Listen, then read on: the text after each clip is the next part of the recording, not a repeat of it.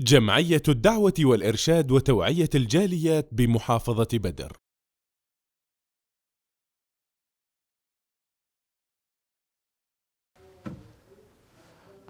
আসসালামু আলাইকুম ওয়া রাহমাতুল্লাহি ওয়া বারাকাতুহু। আলহামদুলিল্লাহি রাব্বিল আলামিন ওয়া সাল্লাল্লাহু আলা নবিয়িনা মুহাম্মাদিন ওয়া আলা আলিহি ওয়া সাহবিহি আজমাইন।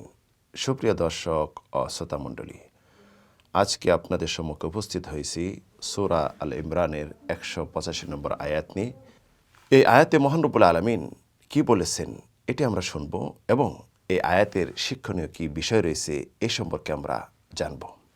আউযু বিল্লাহি মিনাশ শাইতানির রাজীম।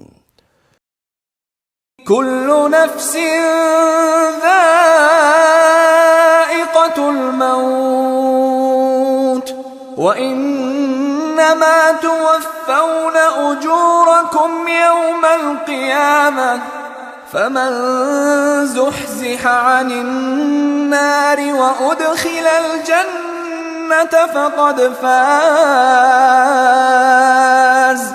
وما الحياة الدنيا إلا متاع الغرور। অর্থাৎ এই পৃথিবীর সমস্ত সৃষ্টিজীবই মৃত্যু স্বাদ আস্বাদন করবে, সকলকে মৃত্যু স্বাদ আস্বাদন করতেই হবে। নিশ্চয়ই আমি পুনরুত্থান দিবসে, কিয়ামত দিবসে তাদেরকে পরিপূর্ণ প্রতিদান দিব। অতএব যে ব্যক্তি জাহান্নাম থেকে মুক্ত হয়ে জান্নাতে প্রবিষ্ট হবে, প্রকৃতপক্ষে সেই হল সফলকাম। এই পৃথিবী ধোঁকা আর ছলনাময় ছাড়া আর কিছু নয়। ইবনু কাসির রাহিমাহুল্লাহ বলেছেন, মহান রব্বুল আলামিন সমস্ত সৃষ্টিজীবকে এটাই সংবাদ দিচ্ছেন যে সব কিছু ধ্বংস হয়ে যাবে। সৃষ্টিজীব বলতে যার ভিতরে আত্মা রয়েছে সকলেই মরণশীল, শুধু অবশিষ্ট থাকবে মহান সত্তা। কুল্লু মান আলাইহা ফান ওয়া ইয়াবকা ওয়াজহু রাব্বিকা যুল জালালি ওয়াল ইকরাম। অর্থাৎ পৃথিবীর সব কিছু ধ্বংস হয়ে যাবে, তবে অবশিষ্ট থাকবে সেই মহান সত্তা যিনি অতি সম্মানিত এবং মর্যাদাশীল। মহান সত্তা শুরুতে যেভাবে আছেন শেষ মুহূর্তেও সেভাবেই থাকবেন। বাকি মানুষ, জিন, ফেরেশতা সব কিছু ধ্বংস হয়ে যাবে, বিলীন হয়ে যাবে এবং কিয়ামত প্রতিষ্ঠিত হবে। মহান রব্বুল আলামিন পৃথিবীতে যত সৃষ্টিজীব আগমন ঘটবে লিখে রাখছেন, সব কিছু যখন শেষ হয়ে যাবে, আগমন ঘটা শেষ, তখন কিয়ামত প্রতিষ্ঠিত হবে। মহান রব্বুল আলামিন তখন সকলকেই পরিপূর্ণ প্রতিদান দিবেন, কারোর প্রতি সামান্য পরিমাণ জুলুম করবেন না। ওই দিন সফল কাম ওই ব্যক্তি হবে বলেছেন যে ব্যক্তি জান্নাত পাবে এবং জান্নাতে প্রবেশ করার সুযোগ লাভ করবে তার আমল দ্বারা, মহান রব্বুল আলামিনের রহমত এবং দয়া দ্বারা।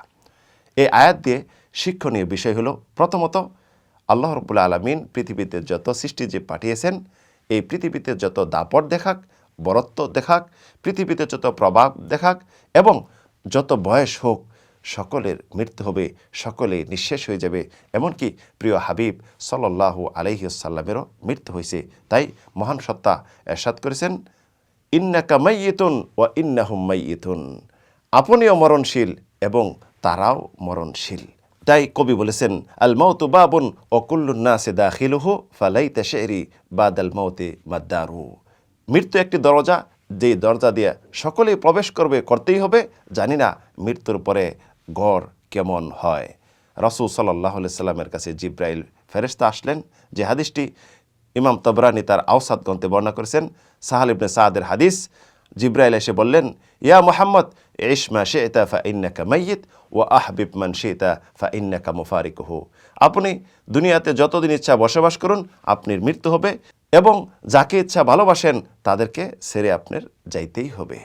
দ্বিতীয়, মহান রব্বুল আলামিন কিয়ামতের দিন সকলকে পরিপূর্ণ প্রতিদান দিবেন, কারোর প্রতি কোনো জুলুম করবেন না। সামান্য বিন্দু পরিমাণ আমল হলেও উপস্থিত করবেন এবং এটি হিসাব নেবেন।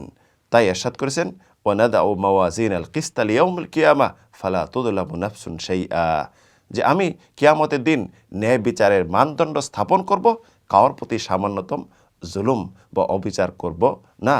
ওয়া ইন কানা মিসকাল হাব্বাতিন মিন খারদাল আতাইনা বিহা ওয়া কাফা বিনা হাসিবিন, সামান্য তিল পরিমাণ যদিও আমল থাকে এটাও আমি উপস্থিত করব, আমি একাই হিসাব গ্রহণের জন্য যথেষ্ট। তৃতীয়, পৃথিবীতে যে কেউ হোক না কেন, যত দাপটশালী হোক, সম্পদশালী হোক না কেন, আল্লাহর রহমতে আমল দ্বারা যদি জান্নাত না পাইল, তাহলে সে কখনো সফল কাম হতে পারল না। দুনিয়ার সফল কাম এটি মূলত কিছুই নয়। মূল সফল কাম হলো যদি জান্নাতে প্রবিষ্ট হয় এবং জান্নাত লাভ করে। তাই মহানবুল আলমিন ইরশাদ করেছেন, লা ইস্তাবি আসহাবুন নার ওয়া আসহাবুল জান্নাহ, আসহাবুল জান্নাতি হুমুল ফাইজুন। অর্থাৎ জান্নাতি আর জাহান্নামীরা কখনো সমান হতে পারে না, জান্নাতিরাই হলো সফল কাম। চতুর্থ, এই পৃথিবী একদম তুচ্ছ, এটি মহান রব্বুল আলামিন ইরশাদ করেছেন যে এই পৃথিবীর কোনো দাম নেই মহান রব্বুল আলামিনের কাছে। জ্ঞানী ওই ব্যক্তি যে পৃথিবীকে ছেড়ে আখেরাতকে মর্যাদা দেয়, আখেরাতের মূল্যায়ন করে এবং আখেরাতের আশা করে। তাই তিনি ইরশাদ করেছেন, বাল তু'থিরুনাল হায়াতাদ দুনিয়া ওয়াল আখিরাতু খায়রু ওয়া আবকা। তোমরা এই দুনিয়ার জীবনকে প্রাধান্য দাও, জেনে রাখো আখেরাত হলো উত্তম এবং আখেরাত স্থায়ী থাকবে। রাসূল সাল্লাল্লাহু আলাইহি সাল্লাম একদিন বললেন যে আল্লাহর কসম করে বলছি, দুনিয়ার উদাহরণ হলো তোমরা কেউ আঙ্গুল সাগরে প্রবেশ করাও এবং দেখো কতটুকু পানি ফিরে আসছে আঙ্গুলের সাথে। সাগরের অজস্র পানি যেটি কোনো পরিমাপ করা যায় না, তার মাঝে আঙ্গুল প্রবেশ করলে কতটুকু পানি আসবে, যতটুকু পানি আসবে অতটুকু পরিমাণও এই পৃথিবীর মূল্যায়ন নেই।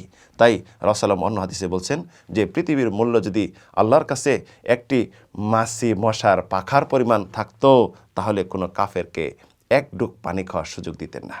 আমরা বুঝতে পারলাম আয়াতে শিক্ষণীয় বিষয় সম্পর্কে, এবং আয়াতে এটি আমরা বুঝতে পারলাম যে আল্লাহ রাব্বুল আলামিন পৃথিবীতে যত মানুষ সৃষ্টি করেছে সকলের মরণশীল এবং তিনি সকলের পরিপূর্ণ হিসাব নেবেন, এবং ওই ব্যক্তি হবে সফলকাম যে ব্যক্তি জান্নাতে প্রবেশ করার সুযোগ লাভ করবে, এবং এই দুনিয়াটি হলো একটি তুচ্ছ। আসুন এই আয়াত অবলম্বনে আমরা নিজে আমল করি এবং বন্ধুদেরকে শেয়ার করি। আল্লাহ রাব্বুল আলামিন তৌফিক দিন। আমিন, আল্লাহুম্মা আমিন।